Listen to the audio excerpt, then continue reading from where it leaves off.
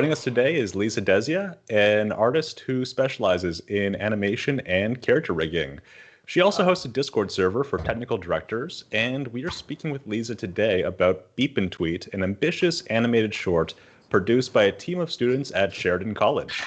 The short features complex cutout character rigs, as well as impressive color and compositing effects made using Toon Boom Harmony.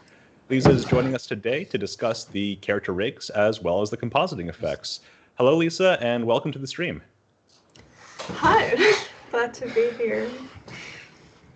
So, I'm ready to Beep talk and about Tweet, rigs. yeah. So, Beep and Tweet was a student film that you made with a team at Sheridan. Can you tell us what the assignment was and how many students were involved?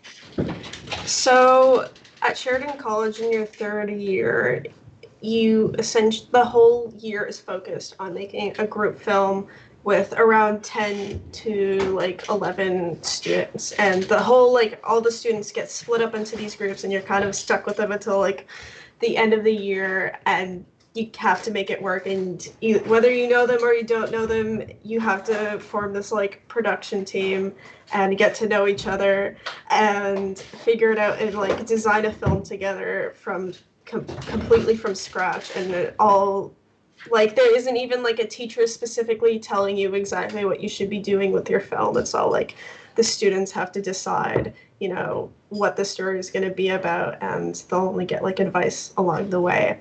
And by the end of it, you need to make a 4 to 6 minute film. And I had 11 people in my group. So, for this film, you made a character using a master controller rig in Toon Boom Harmony. Why did you decide to use master controller rigs for this project? Essentially, I'll bring up the design.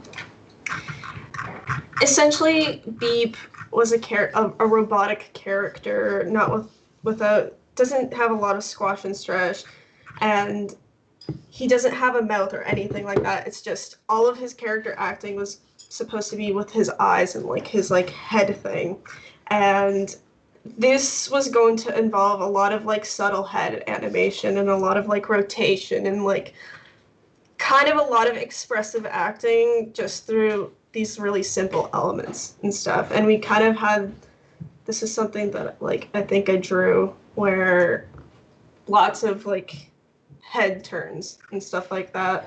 So the master controller was really useful for that, where it kind of let me turn it on. Yeah. It really gave the animators so much flexibility with what kind of head pose that they wanted, and it really gave a lot of power to doing so much subtle head animation, which was really important for this film. And it was a lot of work to set up, but in the end it was really worth it. For those of us in the audience who haven't worked with master controller rigs or haven't made them, what is a master controller and how did you make it? A master controller is essentially this character. I had to take my rig, right, and pose a down view, a middle view, and up view, and then this and this and this, and I had to pose 47 head poses of essentially in the timeline of his head doing this. And then you kind of go into the master controller grid wizard, and you assign, I'm not going to do it now, but you assign all these head poses to these points. And here it just kind of looks like a square, but essentially this is the top view, this is the middle view, this is the bottom view, and all these middle points where there's kind of nothing in between, it's just tweening between each other. So it's all just math, it's all these shapes are just tweening between each other, so there's no magic behind it. Toon Boom doesn't figure out anything for you. You kind of figure out how it's supposed to work with the poses that you set out, and then Toon Boom just does the easy math for you and makes things a lot easier for you in the end. One comment that I always see when someone posts a master controller rig is that 3D? No. And my question for you is this 3D? No. There's nothing 3D about it, except when you like maybe layers depth, but like that's with every single pressing around buttons. That's with every single Toon Boom rig. There's no 3D in the head or anything like that. It's all just 2D forms moving and like tweening with deformers and stuff. There's like a deformer on essentially every single thing on his head. So if you like look closely, you can like kind of see that it's like a little uncanny in a way, but for the most part, it does its job well. So yeah. How long did it take you to design and rig the characters in this film, including Beep? For designing the character, we spent just a lot of like maybe up to 2 months kind of exploring different ideas on like how this really simple character could look like. Like his design was like really important because he didn't have a mouth or didn't have any of these features, and we spent a really long time almost like struggling to figure out what design could evoke emotion and like empathy without all of these elements, you know? And so there was just a lot of time spent doing like different proportion studies of him, maybe up to 2 months. Even with rigging him, this specific rig maybe took me a week, where I kind of like locked myself into my room and like didn't come out until it was done. But before I even did that, I kind of went through a lot of different simpler iterations of the rig, and you can kind of also see how much the design changed, but like not all that rig wasn't done by me, but like this was a rig that I made as like a prototype, and then I worked on this. So that was also over the span of a couple months where I was just like prototyping a bunch of stuff before even getting to the stage. Does that answer the question? Yeah, no, it does. So what are some of the different elements that go into Beep's character design and rig?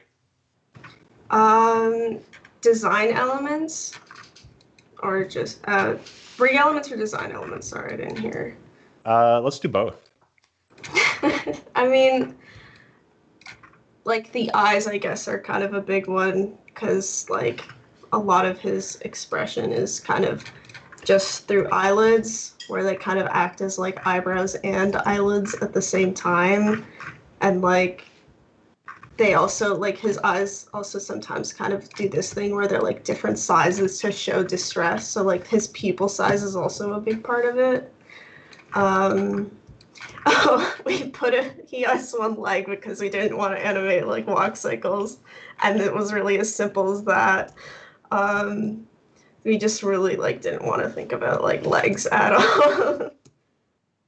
So the leg wheel is really simple, but you have a character with stripes on his arms. Can you tell us a little bit about the arm construction? The arm is like the arm is complex. My riggers, not riggers, sorry, the animators on our team, we were all like taught kind of how to animate with 360 rigs, so it meant like a lot of separated elements and stuff like that, and a lot of deformers, and kind of being able to control as much as you can. So his hand kind of has a lot going on. I wouldn't call it perfect by any means, but it kind of got the job done. The thing with when we wanted like kind of arm bends and stuff, it wouldn't immediately happen the way you wanted to when you would like kind of bend the arm like this. Like this obviously doesn't look good. So the animators would usually sketch out like what they wanted in their thumbnails, and then they would kind of like use the deformers to pose and design exactly how they wanted that arm to look like, right? And the reason it's like in two pieces is because it doesn't just only kind of curve like a C, but his hands often like overlapped with each other like this, and like his stripes had to like kind of overlay on top of each other in like really weird ways. So like his in the like the animatic, he needed like a lot of flexibility with his hands, which is why there's just so much going on with it.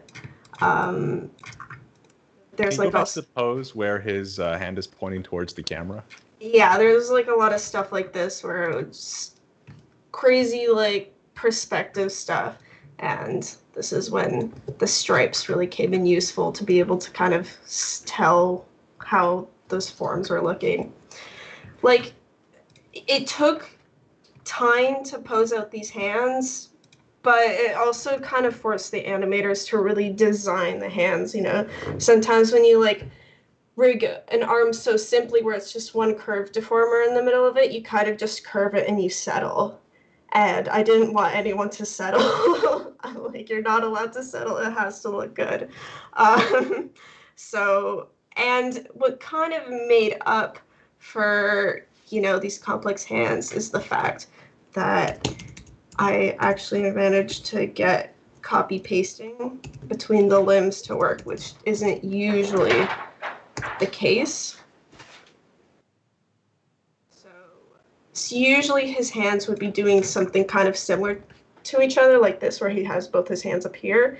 So usually you just take the time to pose one hand out, and then you'd paste it onto the other side and just adjust, and it'd work out really well that way.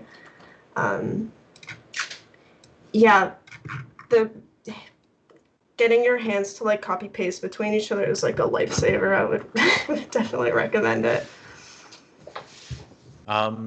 So you built this rig. What was the planning process like? Well, I just kind of have a process to rigging and stuff like that. Like, I'll get the design and I'll separate all the nodes first, and I do all the art. I don't like get into like all the rigging stuff yet. I kind of put all the just the drawing nodes out into this nice clean line, and then I start putting all the pegs and stuff, and then I get to the bottom, and then I do like, you know, it's like a step-by-step process. I try not to do everything at once because that's usually how messes are made. I guess it's I don't have them here, but like I definitely sometimes I take a sketchbook out, and like I've had like a lot of sporadic notes happening of me thinking like, okay, how would I break this down? Sometimes when I'm working on something really difficult, I need to go on paper. Like I can't like think it through on Toon Boom. So that kind of gives an idea. Did you run into any surprises during this production, and how did you adapt? Yeah, there was like one big thing with the beep rig that came up where it was something that I didn't really know about textures and stuff like that, and it kind of came up after we started animating, where essentially Beep has all these like shadows on him, and essentially what those are, they are just kind of separate drawings. So all of them are disabled, which is why you can't move them around or anything like that.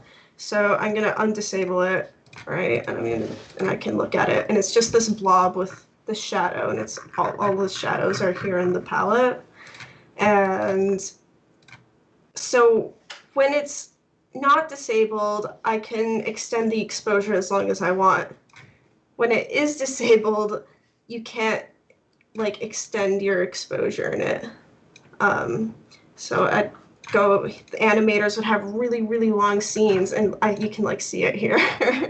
Animators would have really long scenes, and they would try to like extend their exposure, and patterns would just disappear, and they wouldn't be able to extend the patterns with it because it was disabled. Like I'm pressing F5 if nothing's working.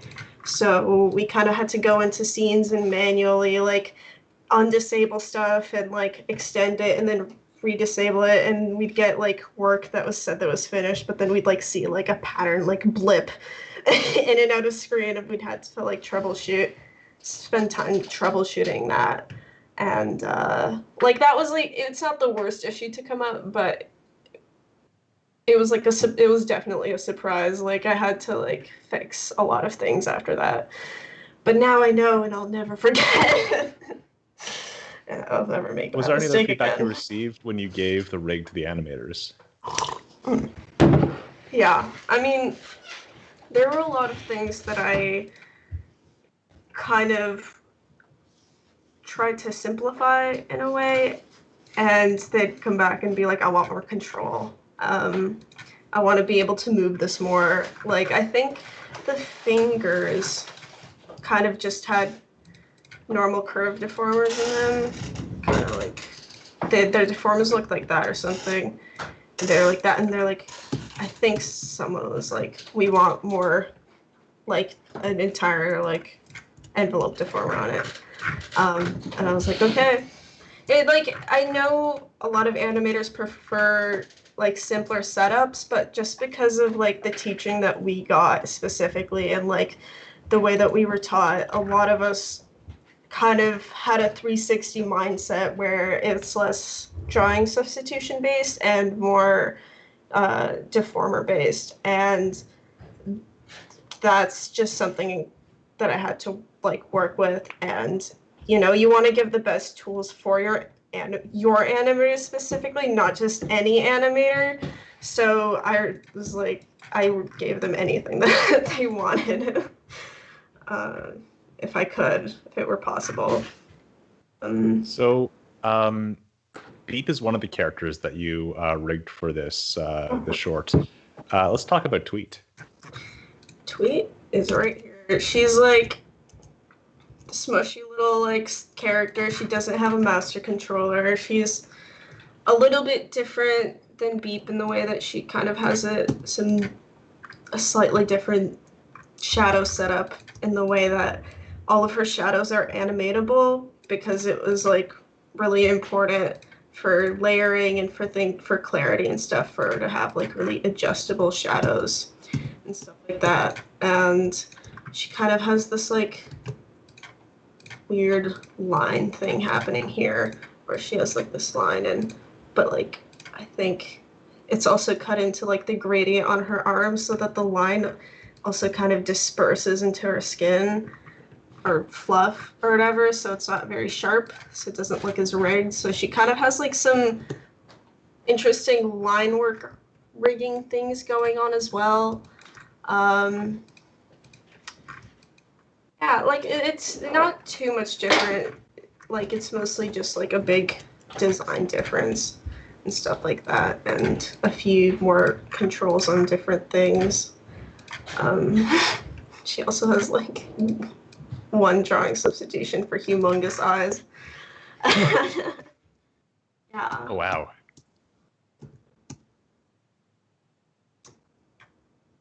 And before you show me some of the different poses that you had for Tweet. Oh yeah. That's like another thing about the rig. The rigs, the big benefit of like working with 360 rigs is that all of these elements are really easy to copy between each other. So the reason that we kind of we have all these designs in our design pack, right?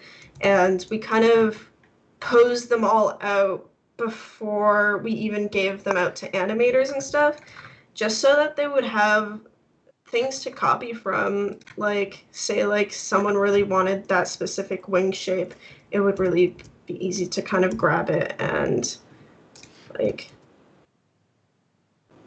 paste it onto it. I got both of the wings there, but you'd be able to like grab this, so grab that and then post it onto here for some reason if you wanted to, or like especially I think that applied most with the beak, where like there's like some interesting like perspectives here and stuff like that, and copying saves so much time. You paste it in, and then you adjust it to what you need, and you've saved 1,000 years, and it usually looks better than if you kind of did it yourself. It just gives your animator stuff to work with. It's really good in that way. So we got a question in their chat, and the question is, Liza, where did you learn to do this? Where did I learn? It's like all such a blur. I really started rigging two-ish years ago. Yeah, 2 years ago. I think I first, if you go on like my YouTube channel, it's really interesting because you can see like all of my like first works and stuff like that, and they're definitely not as good. They're kind of like a little grungier, but like at the very beginning, I kind of knew that I wanted to learn rigging, and I had like a lot of animation assignments where you could do whatever you want for it, and I was like, okay, I'm gonna rig my characters for these assignments and stuff like that. And I don't even remember how I made like these ones. I think I got help from some people. I think it was like tutorials and stuff like that. And then later on, I ended up getting put into a more like advanced rigging class where I got like more specific teaching on the topic and like learned a lot more about 360 rigs and stuff like that and its potential. And that's when stuff really started setting in. And then I actually worked on a show called The Magic School Bus Returns, which actually, like, this was kind of a coincidence, but it has a very similar style to Beep and Tweet, so I kind of knew how to deal with... it's not showing up. Oh, I think I'll just waste too much time looking for it. But it's like, it has a lot of the same tool. They used a lot of the same like gradient stuff with it because it was all lineless. It was like a very similar style, except the rigs were somehow like a little bit more complicated in some ways. But I did that for my internship, so I kind of knew all about that. And a lot of it's like self-taught, and a lot of it is like having really good mentors along the way and proactively asking questions to people and reaching out to people. And like, I think that will help you learn a lot. You know, it's like a mix. You kind of have to do things yourself, and you kind of have to find people to like give you critique. And as long as you do that, you'd be like on a really good path. What were some of the challenges that cropped up when you were rigging Tweet? There was like a lot of anti-aliasing issues that I like mostly managed to fix. I don't know what's happening with her arm there. Oh, I think I just moved the shadow a lot. But like, I think the biggest nuisance to work with was probably her beak. I think I would have liked to find a more simpler way to do it. Right now it's kind of this weird mishmash where you kind of like set the beak shape, and then you set this shape here, and then you have like this, you kind of work with a lot of shapes to get the perspective you want. And I was like thinking that her head would be like moving a lot, which is why it needed to show in different perspectives and be able to tweet in any of these perspectives. But like, I think it probably would have been easier to work with if I kind of found a more simpler solution for that and let those specific situations be handled in separate scenes. These like rigs are like, all of them are like very complex, and like it was desired to be complex. I kind of got carried away. But I like, these rigs are definitely not perfect, you know, like there's just like a lot that I learned more from the mistakes than, you know, the successes. And you take it one rig at a time. So, what do you enjoy most about creating characters and then making them into rigs that people can animate with? I really like it when the design has kind of something interesting about it that's not easy. like like a text, it has a certain texture to it, or it has like the line needs to boil, or something very specific needs to be done, and there's not a very clear way to do it. I really feel engaged with rigging when I'm kind of put in a position where I really need to figure things out. And I think that definitely was like the case with Beep and Tweet, where we kind of were given. This was like the design that I got, which is like this beautiful, like shaded design with like so much, like gradient texture to it. And I'm like, this is going to be difficult to do. I can't wait to do it. Like, I think that's the funnest part about it, is when you solve something that didn't really have a clear answer. And it goes for all these like little widgets in the rig. Like here I kind of have his head shadow, and it's kind of pegged under the head, but it's not, it has a, whatchamacallit, I think it has a little doohickey on it to make it not as transformative, so it actually sticks to the head. Otherwise the shadow would be all the way over here. And like that was like really fun to figure out. Or like I think I was playing with 2-point constraints in a more serious way for the first time, and I was like learning new things, trying new things, achieving things that like are would be typically more difficult to achieve. Like it's like figuring out a Sudoku puzzle. I think that's my favorite part about it. Were there any features in Harmony that you used a lot on this rig?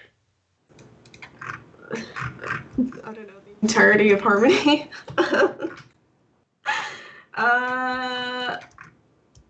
I used here. Okay, I kind of call this like these are like static transformations are kind of like drugs. Like, sorry for saying that.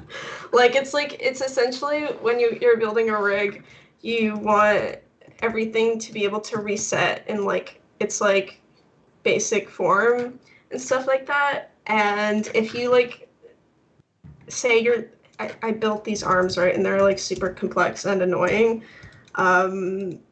Instead of doing it twice, I just copied it and put a static transformation on it, and like that's like really easy to use when you can just like do one thing and like copy it to the other side. And I think I did the same for the eyes, because they were like really big pieces that could be duplicated.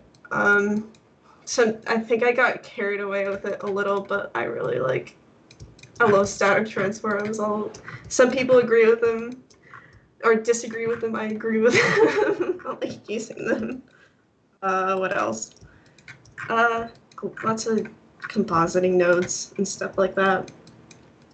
Lows. Well, I was going to ask you about that because you didn't just do the rigs on this short, you also were involved in the compositing process.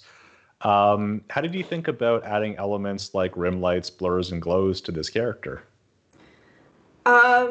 Well, I was like thinking about the compositing of it before I started rigging, which is why he kind of has these like little doohickeys on him, like by default. So like the glow on his eyes and stuff like that. And he kind of has this like controller here where you can like adjust that in the middle of animation, because then you can like play with it whilst you're animating.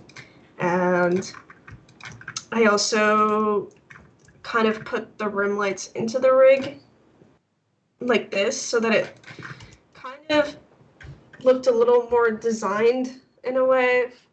Like there were like some poses where like a highlight would be really nice, and where there are like some shots where like the highlight actually moves, and that was like really fun to play with. So there's like little kind of these little Easter egg highlights kind of sitting around in like the shadow and stuff like that.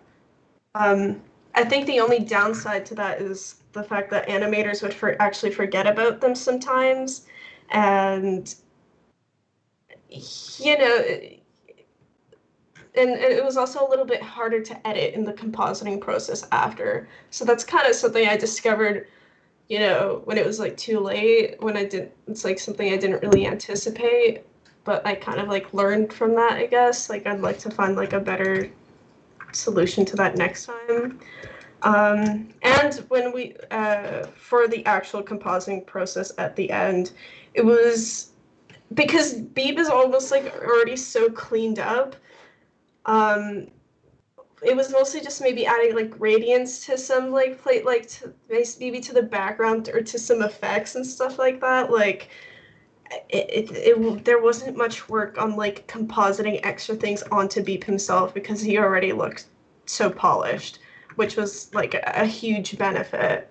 And an interesting thing that we actually did was that, let me bring up Beep and Tweet.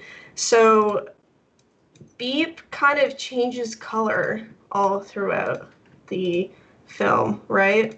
And we didn't do that using any color like hue adjustment or anything like that. For all of our characters, I think we had 11 versions. We had different palettes for like just we had like an amazing like color artist on our team, Phoebe Mao, and she like designed all the color keys, and she designed like these color sets for Beep, and we just made new palettes for every like single like scene area. So the colors were super specific, like super designed, that we didn't leave anything up to like kind of a hue alteration decision or anything like that. Like that's kind of what the compositing process was, like switching out the palette with the one that it was supposed to be and stuff like that. And that was super annoying to organize, but it worked out really well. The scene where they're like on the conveyor belt and everything turns red, there are explosions everywhere. That was jaw-dropping. Yeah, like the color like alterations really worked for this scene because he's like blue, but it's also red, and it's like, and the animation is like amazing, and like the animators did such a good job on it. Yeah, it's good stuff. We got a question in the chat that is very rigging specific, but I think it's one that's interesting. How can you move the body while the wheel stays in place and the connector between them follows the body? Do they mean like the 2-point constraint? Yeah. Are they talking about this? Yeah, they're talking about the 2-point constraint. Yeah, so I have this little stick in between here, and look over here, and I have a 2-point constraint where I kind of have one thing attached to the wheel and the other thing attached to the body. And yeah, if you just like look up about 2-point constraints, it'll give like a very clear explanation, but that's like kind of the technique that I used for it. And that was pretty useful as well because you can like kind of put him kind of here, and then you'd go in with the deformer and like add like adjustments to it. And yeah, that was like a really nice touch to it. It saved like a millisecond of time, which those things add up. A thing I really like about this show in particular is that I can see something that somebody did and ask, hey, how did you do that? Yeah, I kind of had that thought today too, where I was like looking at someone's work and I'm like, how did they do that? How did they do that? I need to ask them about that. And I'm like, oh, I haven't asked that question in a while. It's so refreshing. It's like so like refreshing to like be like intrigued by other people's work and feel excited about like, how did you do that? Like I remember like reaching out to like people that worked on like specific shows and stuff like that and being like, how did this work? How did you guys like do this thing, like, tell me all about it, please. Like, I want to know the secrets, like, like going frame by frame, like on a YouTube videos, and now I feel like I need to like hear it from the person themselves. Yeah. Well, this is probably a good time to mention, too, that we are starting a new show with our trainer, Lindsay Noller, called Community Rig Review. And it's basically a show and tell show for rigging and build artists. I'll mention more details about that at the end, but there will be an opportunity for people to send in rigs and get friendly feedback. Yeah, I heard about it. Sounds super cool. I definitely recommend people do that. If you had to go back in time and give yourself advice on this project, what would you tell yourself? I don't have like many regrets or anything. Like,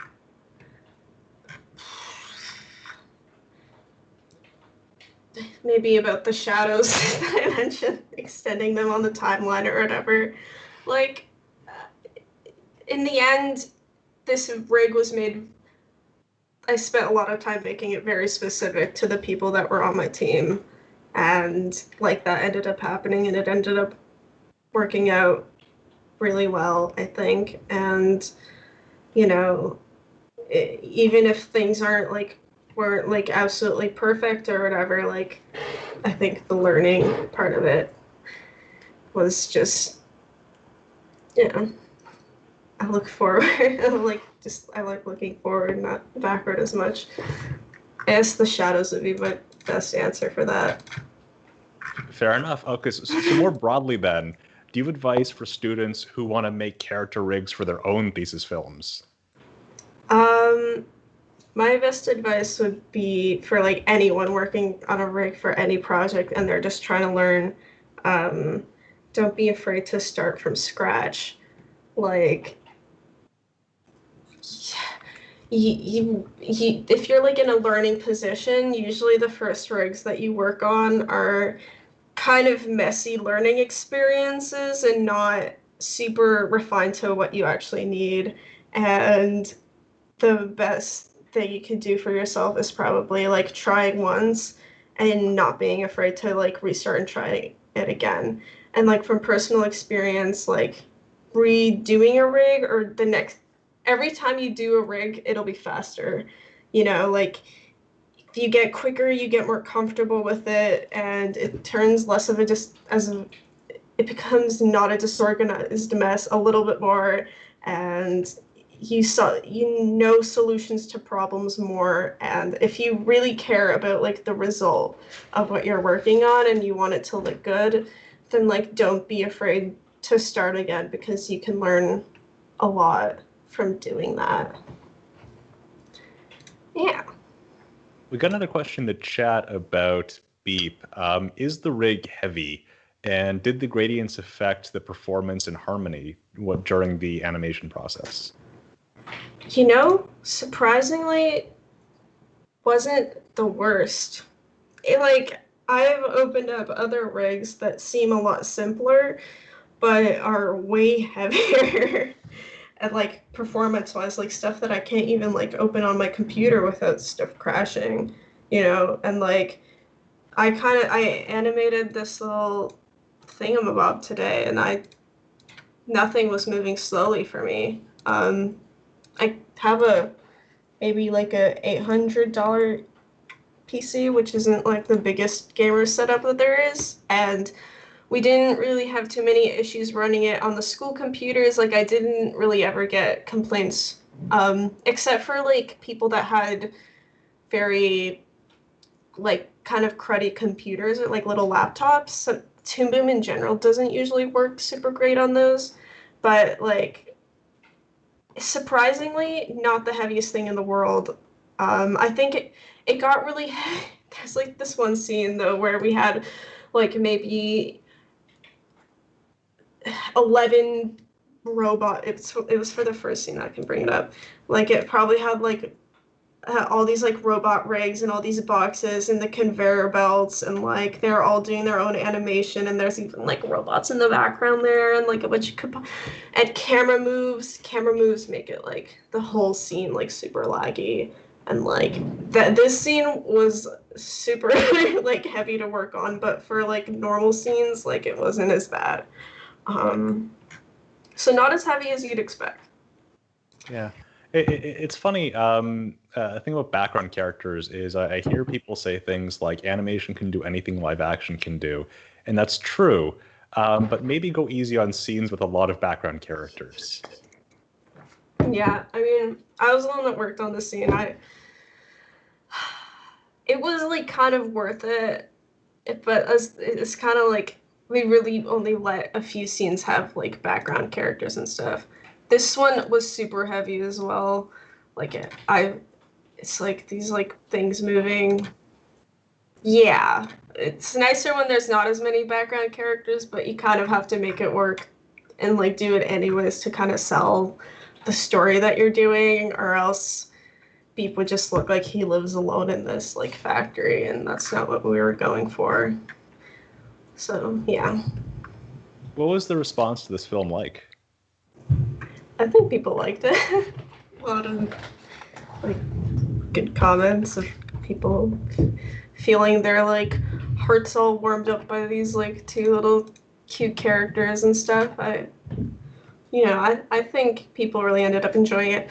Actually, it wasn't super, we submitted it to festivals and it wasn't super popular in North America, but specifically Greece really likes it.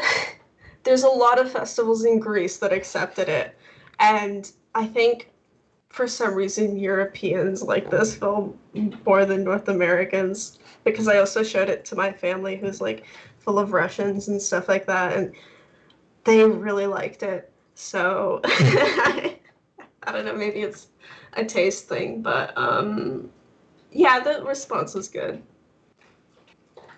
And for those of us in the audience who would love to see this film, where can they find it?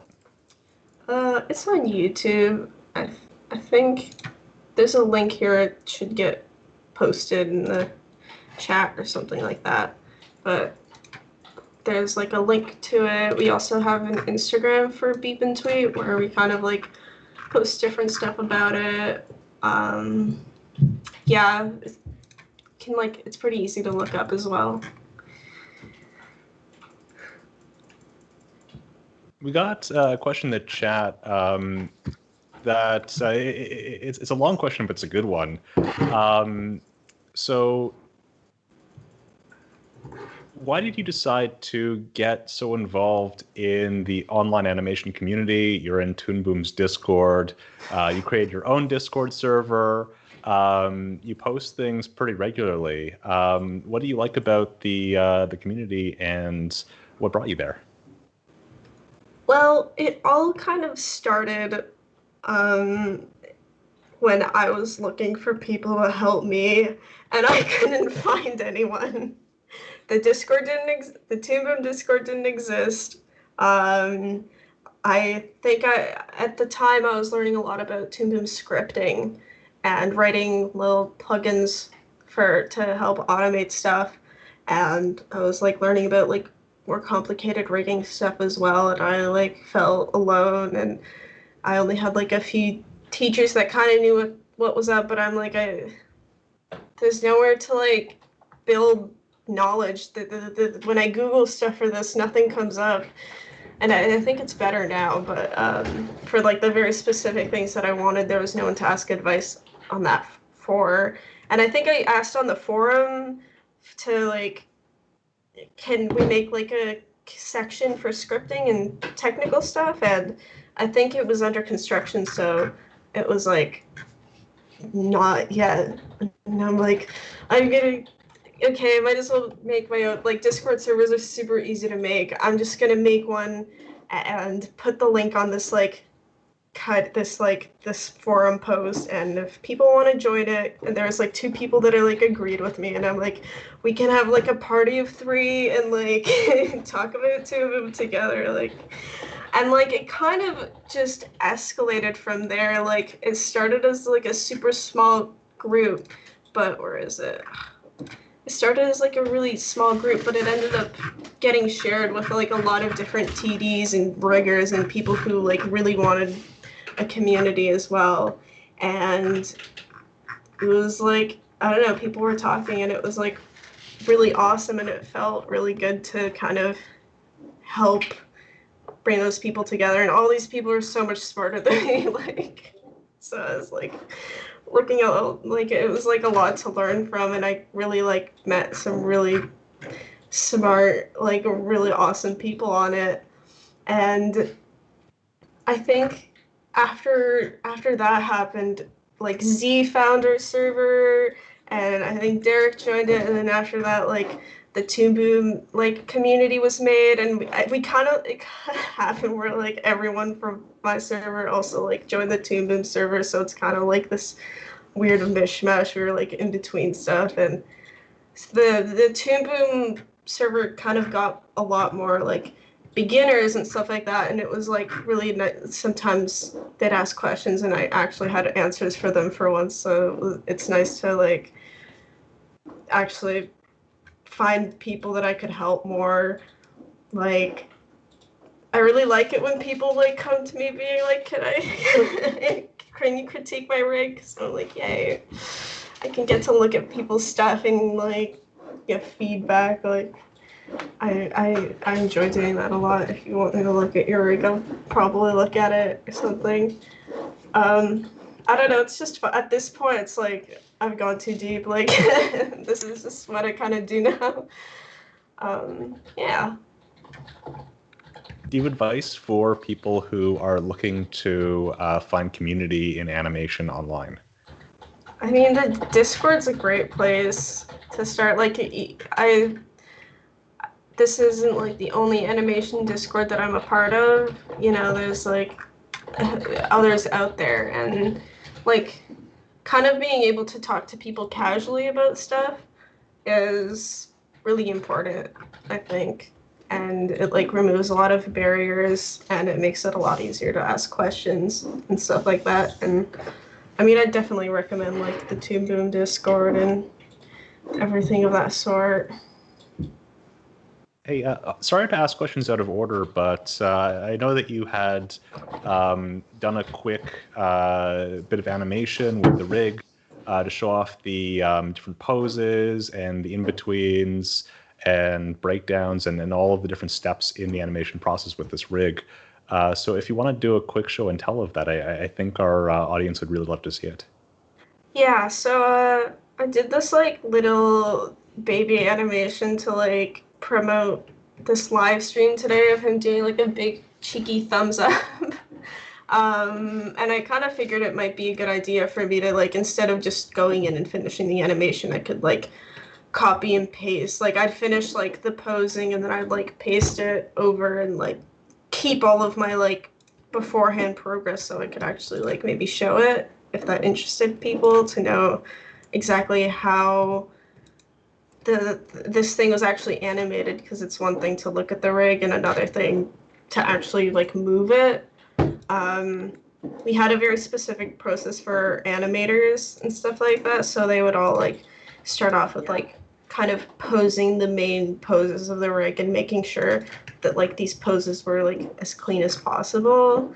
And the interesting thing about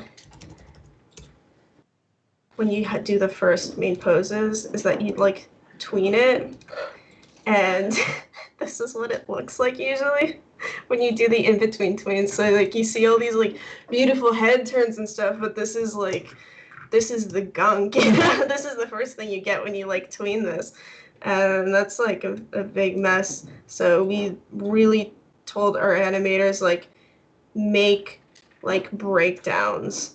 Like it's super important for like these in-between poses for like this stuff to not like break in the middle. So I think if you tween it now, it makes a little bit more sense, you know. It like still, it kind of breaks a little, you know, when you put on the tween, but like breakdown, super important part of like working with a rigged character.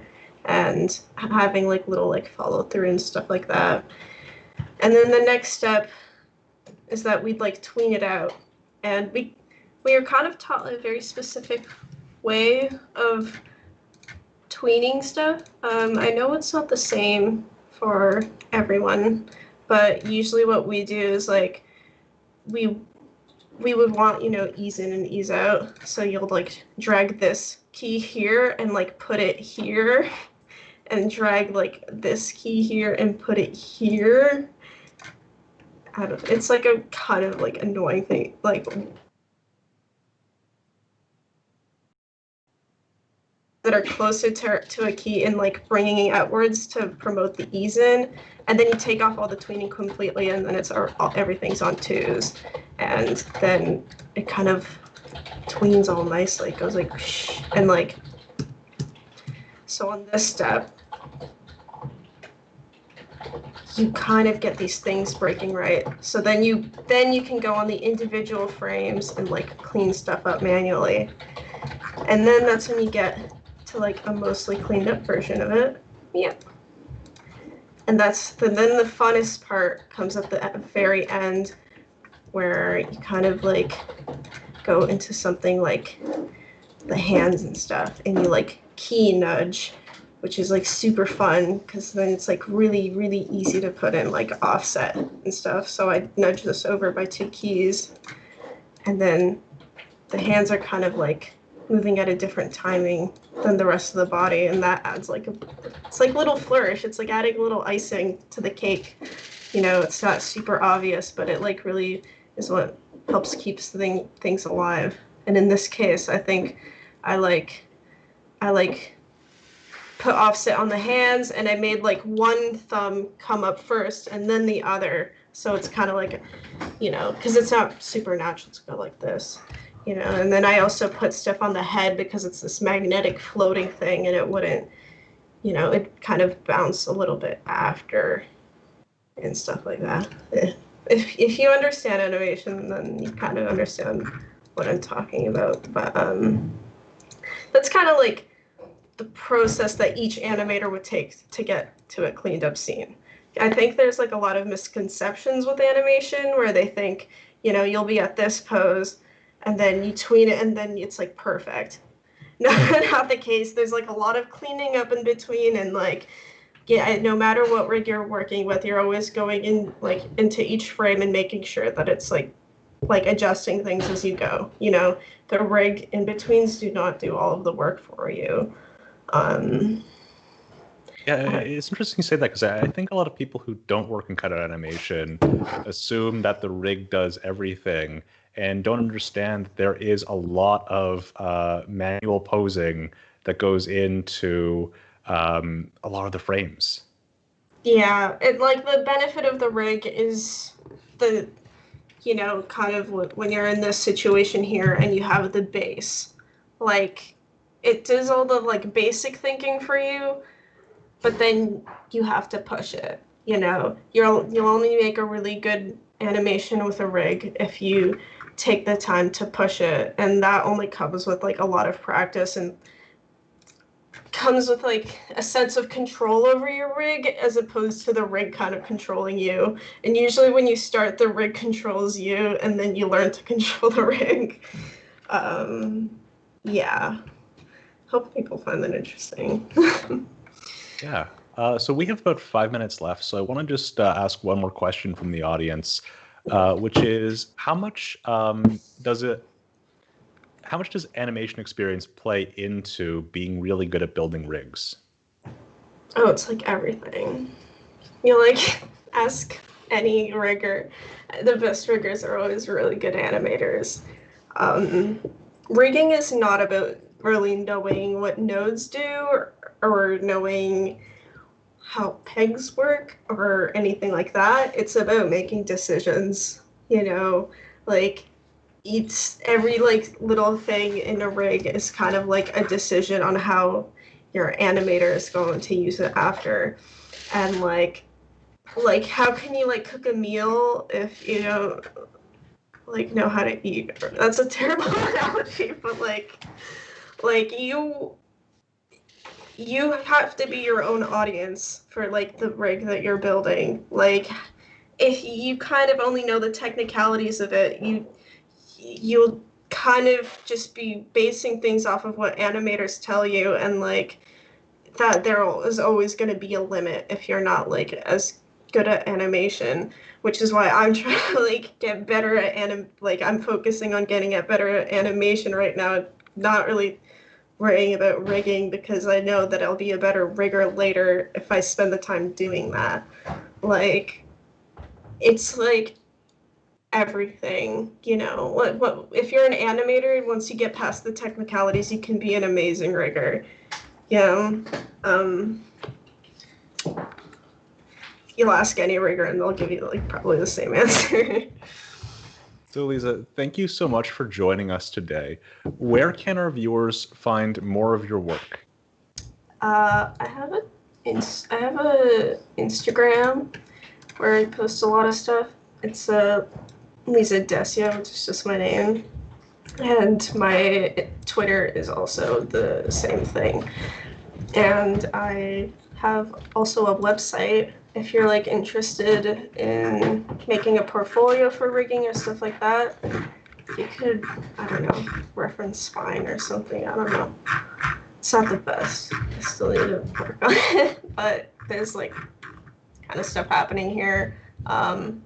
If I sometimes do rigging commissions for specific situations.